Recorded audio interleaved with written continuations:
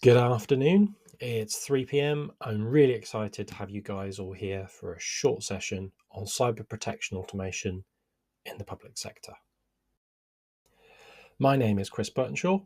I'm founder and principal consultant here at Strata Security, and I've been working with the public sector in various guises for the last 10 to 15 years.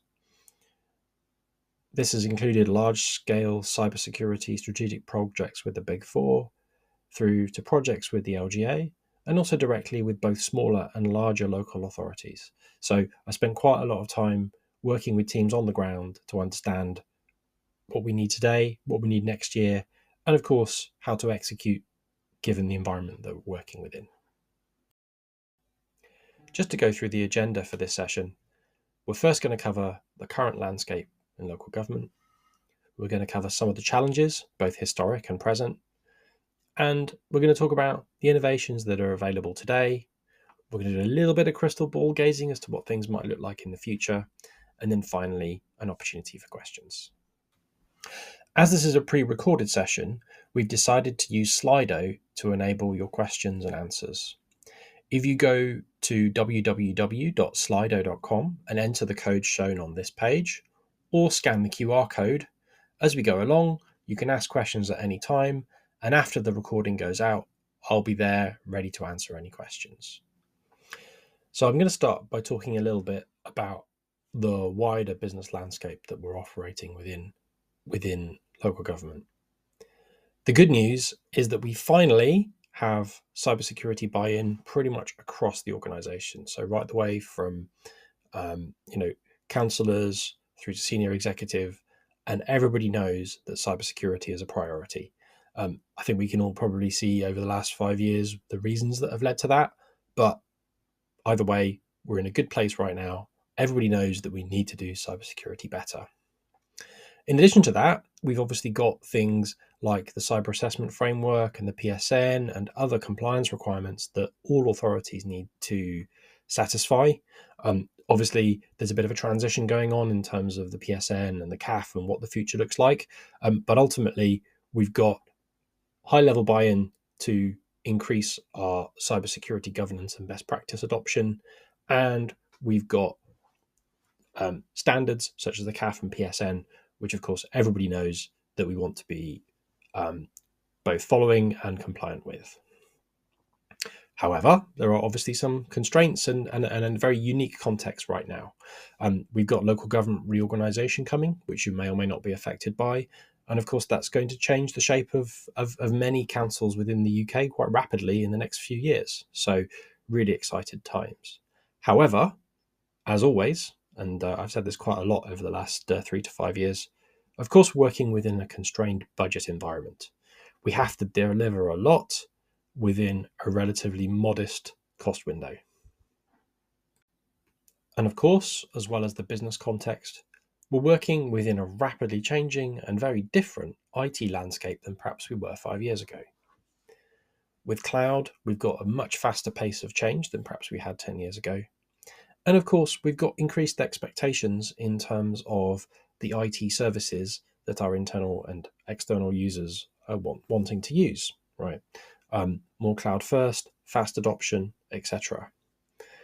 And this is combined with a security need to, of course, protect our use of AI, which I'll come on to shortly. But we've got the evergreen problems of protecting ourselves against ransomware. Nobody wants to be, unfortunately, the next authority to be targeted. Managing vulnerabilities, and of course, keeping track of all our assets to make sure that they're secure. And again, having to do that within the context of perhaps in some cases a reorganization coming, and the fact we can't actually hire another 10, 20 or 30 people to keep on top of all of this. So what can we do?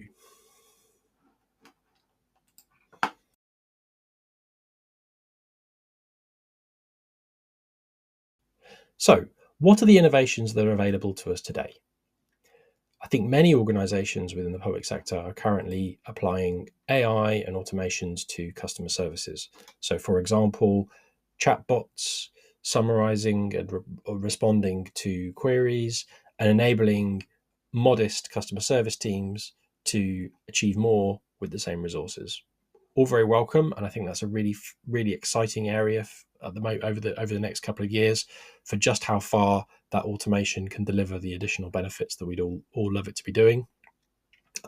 In terms of the security of those innovations, I think that could be a whole extra half hour or hour or even discussion about it. So I'm probably not going to talk about that too much for the rest of this, but I think it's important to point out that's one of the major applications of AI within the sector at the moment. And then, of course, cybersecurity services and capabilities. And over the next couple of slides, I'm going to talk about some of the changes that we're seeing and the things that you might not be aware are available to you today.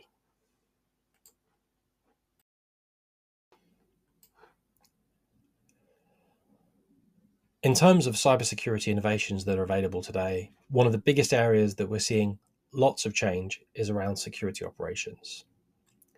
A number of managed security services are really going heavy on deploying AI and automation to the process of detecting and responding to security alerts and incidents, which is absolutely fantastic.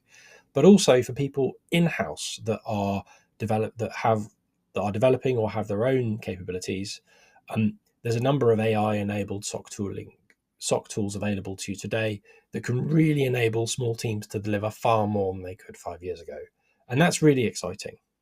However, the other area is around protection and compliance, because as well as being able to detect and respond to incidents, we also need to work perhaps on protection and compliance.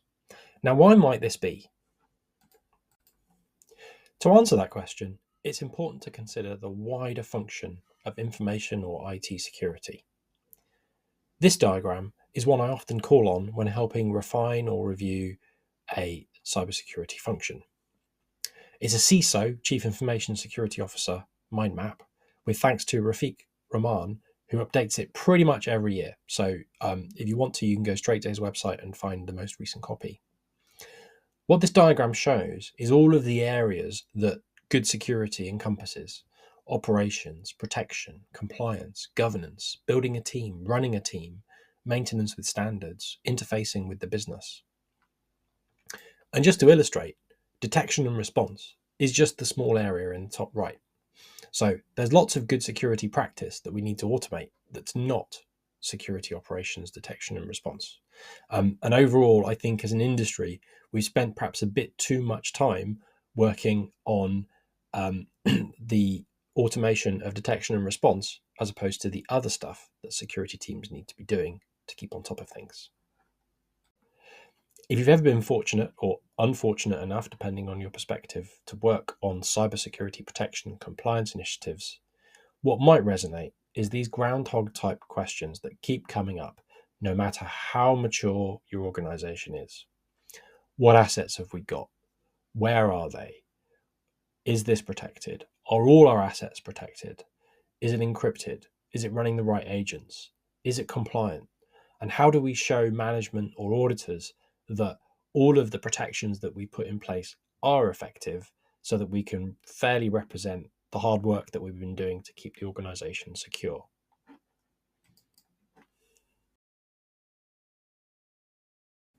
The good news is that compared to 10 years ago, we have so much data at our disposal to potentially enable automations and to streamline our processes. We've got cloud user directories like Microsoft Entra. We've got cloud-based management planes. We've got endpoint management, XDR, patch management tools. I could carry on. There's so many. But all of these are generating good data, which is available via APIs, or maybe via a database or via some kind of export mechanism. So we can quite quickly bring together a data set that shows us our current position and highlights where any deficiencies might be. Now, bringing all this data into one place, let's say for example Excel, is a great start. However, as a word of warning, most tools don't model their environments in a consistent way. So for example, keeping track of what assets are current and new can get very time consuming very quickly. And most of us didn't get into cybersecurity to spend most of our day in Excel. So if we start doing this, what can we actually achieve? Now, here's an example of what we've been working on here. This applies across both public and private sector. what we've been doing is integrating for our customers all asset and security data into one place, into our continuous controls monitoring or XSPM platform, combining that with any available asset data, maybe from a CMDB or something else.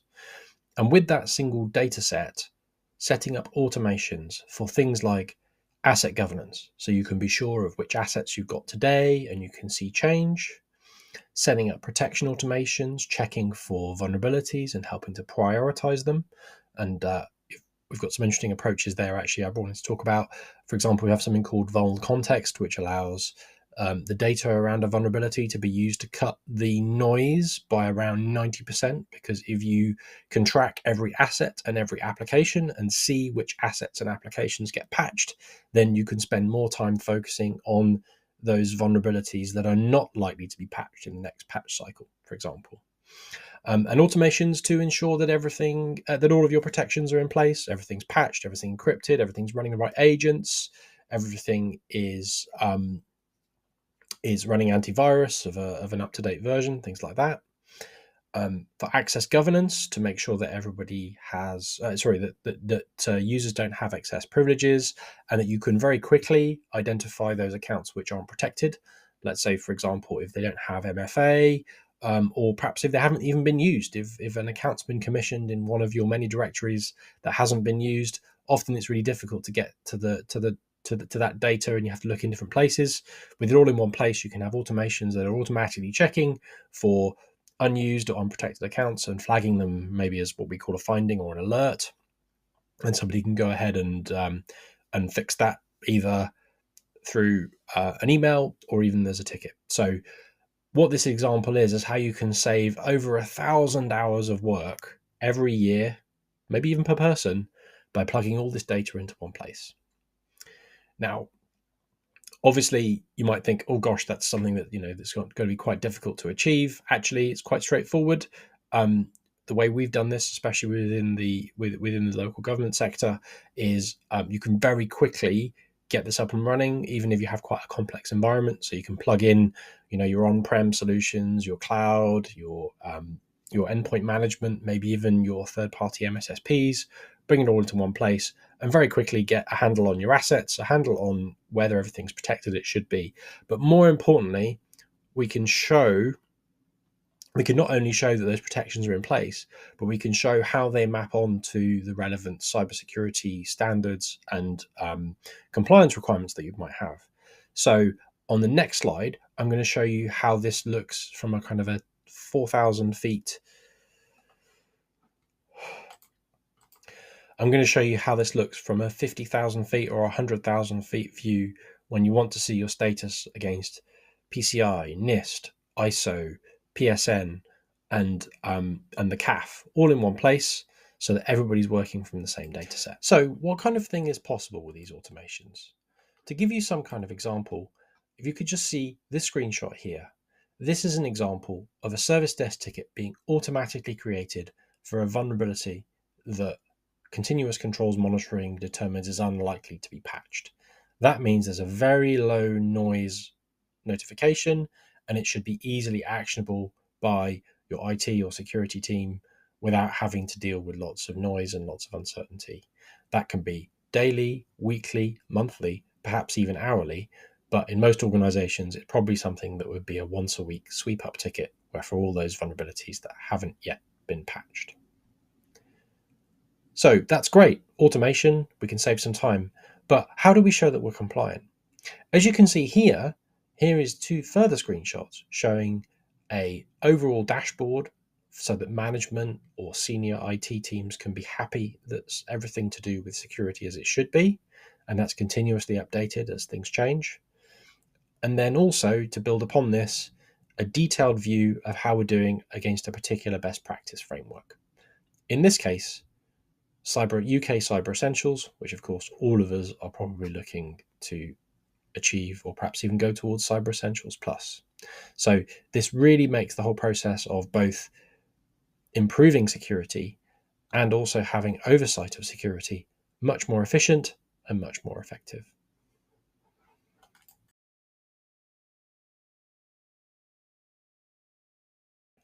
So, to conclude, CCM is AI applied to cybersecurity protection automation. It can save you thousands of hours without undue work.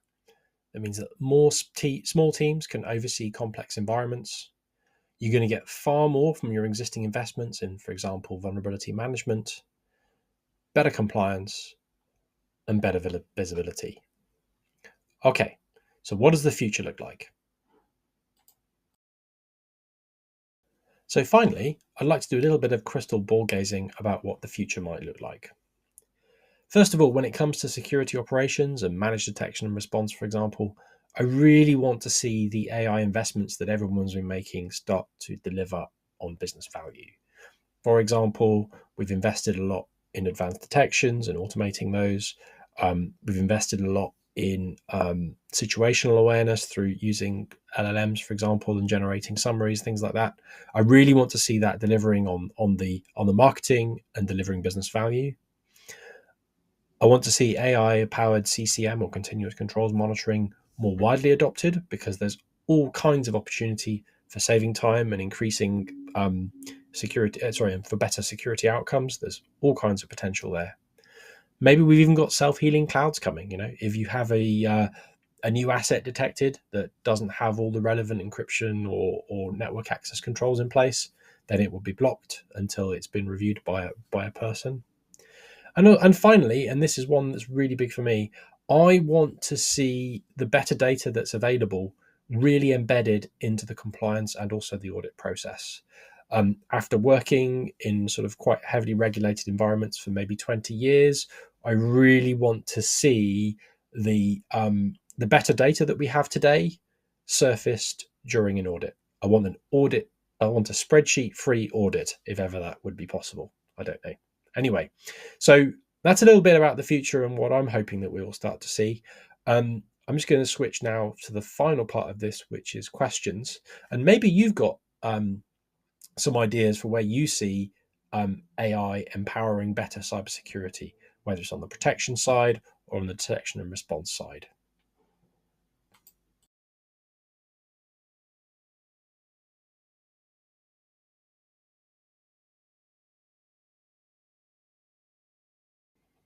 So feel free to ask any questions via Slido, and I will try to respond to all of them as quickly as possible.